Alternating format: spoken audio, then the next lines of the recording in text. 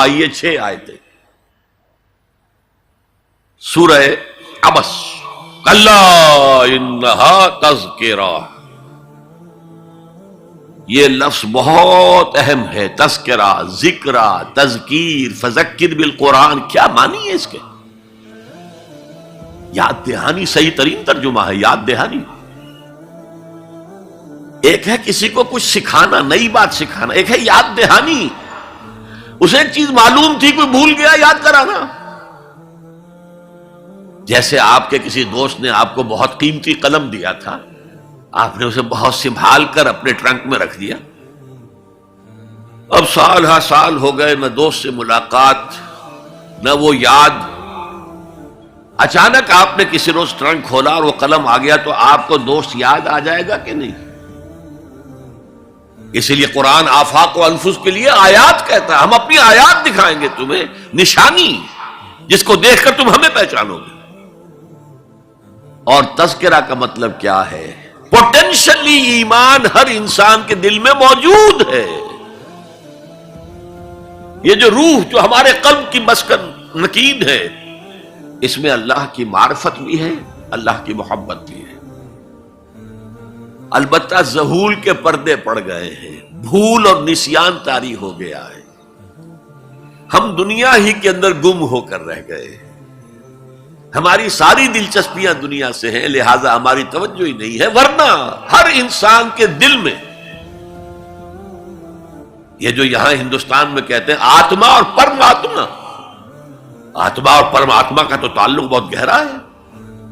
ابتدا میں بنا دی گئی تھی ارواح، جب ہم سب کے سب تمام انسان آدم سے لے کر اور تا قیامت جو انسان آئے گا دنیا میں، ان سب کی ارواح پیدا کر دی گئی.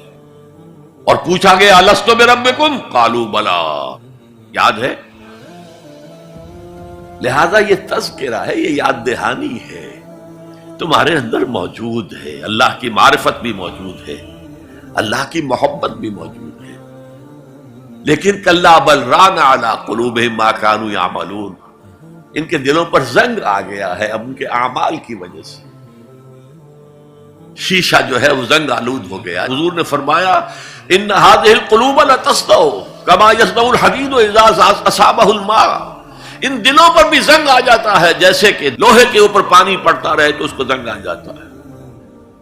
پوچھا گیا فما جلاؤها یا رسول اللہ، اے اللہ کے رسول ہماری تلواروں کو زنگ لگتا ہے، ہم پالش کرتے ہیں، سیکل کرتے ہیں، وہ پھر چمک اٹھتی. تو دل پر اگر زنگ آ جائے تو اس کا علاج کیا ہے؟ 2 چیزیں فرمائی، کثرت و ذکر الموت و تلاوت القرآن. 2 کام کرو کثرت سے. موت کو یاد رکھو، یہاں رہنا نہیں ہے، جانا ہے. یہ ہمارا گھر نہیں ہے، یہ ہماری منزل نہیں ہے.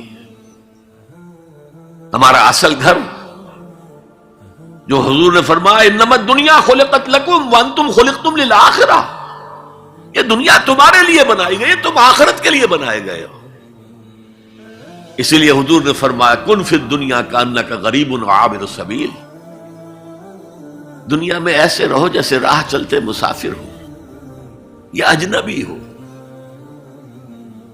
اپنے بارے میں فرمایا مالی ولی دنیا، مجھے تمہاری دنیا سے کیا سروکار، انما مثلی کراکب استظل تحت شجرۃ ثم راح فترکھا. میری مثال اس مسافر کی سی ہے جو ذرا سستانے کے لیے کسی درخت کے سائے میں بیٹھتا ہے تھوڑی دیر. وہ اس کا گھر تو نہیں ہے، اس کی منزل نہیں ہے، پھر وہ اس کو چھوڑتا ہے، اپنا راستہ لیتا ہے.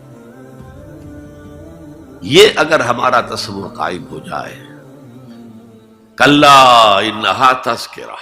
اب اس کے بعد جو الفاظ آئے ہیں فی صحف مکرمۃ مرفوعۃ مطہرۃ بایدی سفرۃ کرام بررہ. یہ جو قرآن ہے، جو تذکرہ ہے، یہ بڑے ہی انتہائی پاکیزہ صحیفوں میں ہے.